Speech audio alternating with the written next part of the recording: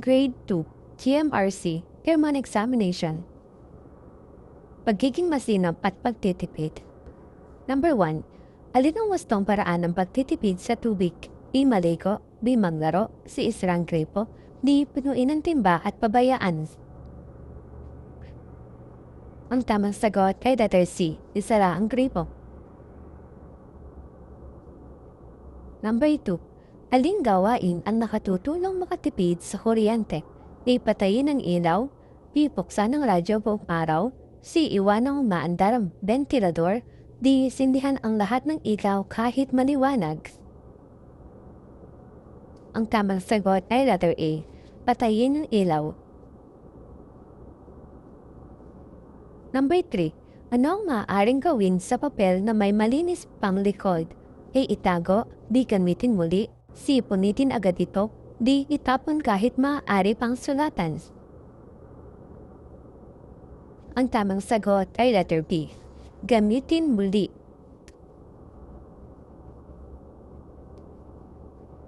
Number 4. Alin ang paraang nakatutulong upang mabawasan ang basura?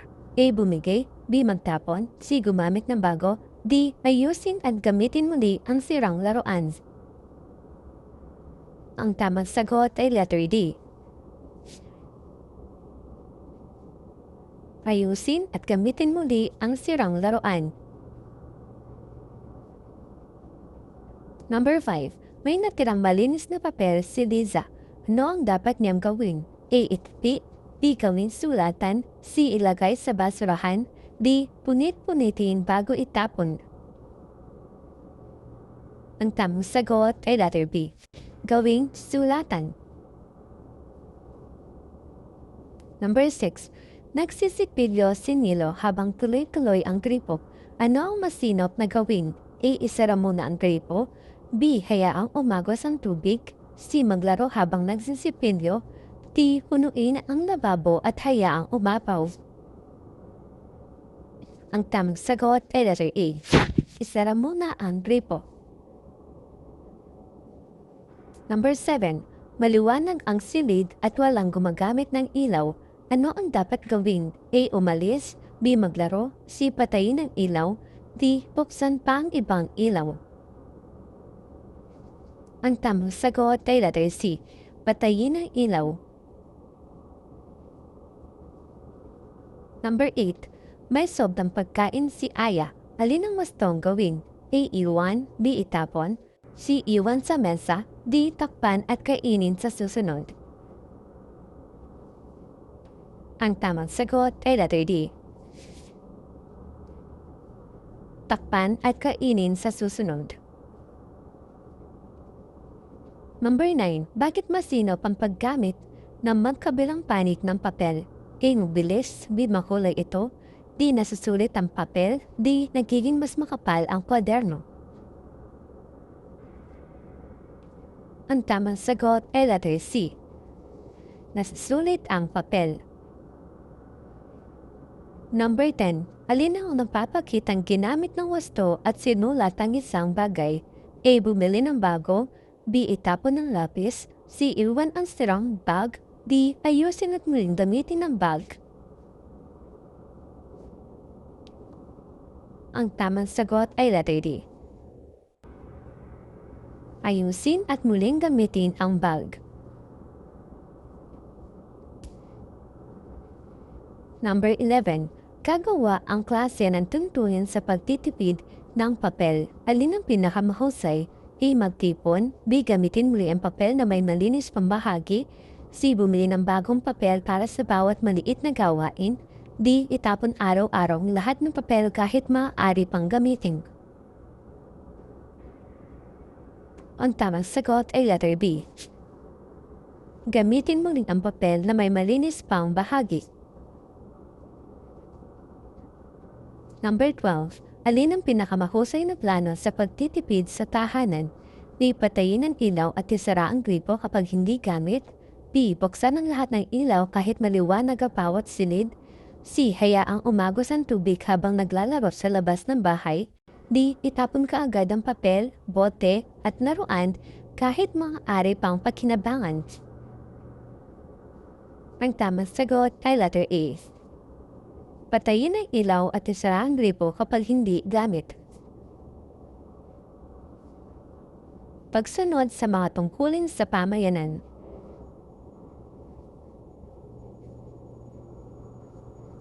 Number 13. Alin ang tungkulin ng batang Pilipino sa pamayanan? A. Mamasyal, B. Sumunod sa alituntunin, C. Maglaro sa gitna ng kalsada, D. Mag-iwan ng mga basura sa daanan. Ang tamang sagot ay letter B. Sumunod sa alituntunin. Number 14. Ano ang dapat gawin ng bata kapag tatawid sa kalsada? A. Tumakbo, B. Maglaro, C. Dumaan kahit saan, D. Tumawid sa tamang tawiran. Ang tamang sagot ay letter D. Tumawid sa tamang tawiran.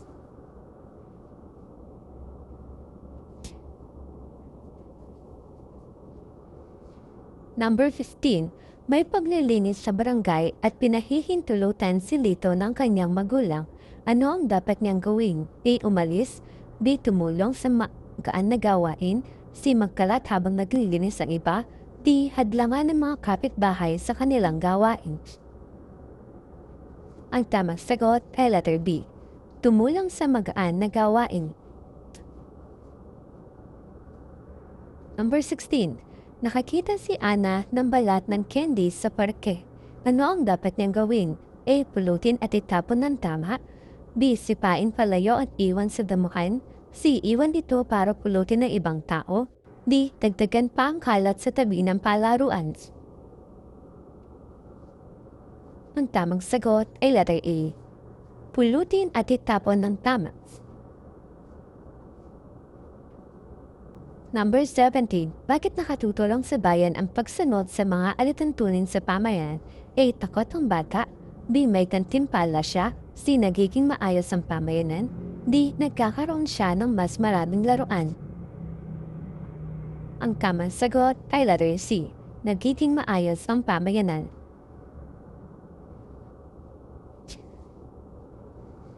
Number 18. Gagawa ang klase ng poster tungkol sa tungkulin sa pamayanan. Alin ang pinakamahusay na mensahe? A. Sumunod, gumalang at tumulong sa pamayanan, B. Maglaro sa kalsada at huwag pansinin ang babala, C. Iwan ng kalat at hintaying linisin ito ng ibang tao, D. Nabagin ang tuntunin kapag walang nakatatandang nakatingin. Ang tamang sagot ay letter A. Sumunod, gumalang at tumulong sa pamayanan. Tiwala sa sarili at talento. Number 19. Alin ang halimbawa ng kakayahan o talento? A. Bag, B. Pag-awit, C. Bagong sapatos, D. Maraming laruan sa bahay. Ang tamang sagot ay letter B. Pag-awit. Number 20. Ayon sa aralin, sino ang pangunahing katuwang ng bata sa pagtuklas ng kaniyang talento? A. Aso, B. Kalaro, C. Pamilya, D. Taong hindi niya kilala. Ang tamang sagot ay letter C. Pamilya. Number 21. Ano ang naitutulong ng pagsasanay sa talento? A. Bag, B. Laro, C. Bagong gamit, D. Husay at tiwala sa sarili. Ang tamang sagot ay letter D. Husay at tiwala sa sarili. Number 22. Napansin ng pamilya ni Ben na mahusay siyang gumuhit. Ano ang dapat niyang gawin? A. Tumigil, B. Magsanay sa pagguhit, C. Itago ang lahat ng kanyang guhit, D. Sabihing wala siyang kayang pagbutihin. Ang tamang sagot ay letter B. Magsanay sa pagguhit. Number 23. Mahusay umawit si Mia, ngunit nahihiya siya. Alin ang makatutulong sa kanya? A. Umalis, B. Tumahimik, C. Iwasan ng pagsasanay, D. Magsanay at umawit muna sa harap ng pamilya. Ang tamang sagot ay letter D. Magsanay at humawit muna sa harap ng pamilya. Number 24. Paano nakatutulong ang pamilya sa pagpapaunlad ng talento ng bata? A. Nagbibigay sila ng gabay at lakas ng loob. B. Pinipigilan nilang magsanay ang bata araw-araw. C. Sinasabi nilang huwag ipakita ang anumang kakayahan. D. Inihahambing nila ang bata upang mawalan siya ng tiwala.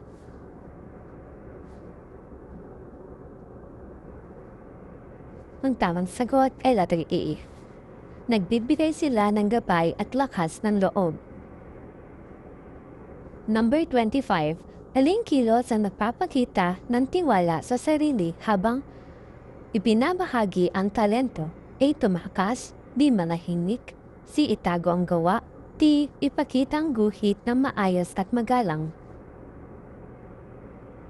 Ang tamang sagot ay letter D. Ipakita ang guhit ng maayos at magalang. Number 26. Bakit mahalagang kilalanin ang sariling kakayahan o talento? A. Para sumikat. B. Para may premyo. C. Upang malinang ang kalakasan. D. Upang masabing walang galing ang iba. Ang tamang sagot ay letter C. Upang malinang ang kalakasan. Number 27. Mahusay sumayaw si Ben. Paano niya may babahagi ang kanyang talento? A. Umalis. B. Tumago. C. Manood lamang. D. Sumali sa pagtatanghal at magsanay ng mabuti. Ang tamang sagot ay letter D. Sumali sa pagtatanghal at magsanay ng mabuti. Number 28. Alin ang pinakamahusay na plano upang mapaunlad ang sariling talento? A. Huminto. B. Maghintay lang. C. Magsanay ng regular at humingi ng gabay. D. Iwasan ang lahat ng gawain maaaring makatulong. Ang tamang sagot ay letter C. Magsanay ng regular at humingi ng gabay. Number 29. Takot ng kaklase mong ipakita ang kanyang talento. Alin ang pinakamainam na sabihin? A. Kaya mo yan, magsanay tayo. B. Huwag mong subukan dahil mahirap iyan. C. Itago mo ang talento upang walang makakita. D. Tumigil ka kapag hindi agad naging mahusay. Ang tamang sagot ay letter A. Kaya mo yan, magsanay tayo. For the last number 30, pipili si Lea ng paraan upang ibahagi ang talento sa klase. Alin ang pinakamahusay? A. Umalis. B. Tumahimik. C. Maghandang mabuti at magtanghal ng may tiwala. C. Magmayabang at sabihing walang ibang batang mahusay. Ang tamang sagot ay letter C. Maghandang mabuti at magtanghal ng may tiwala.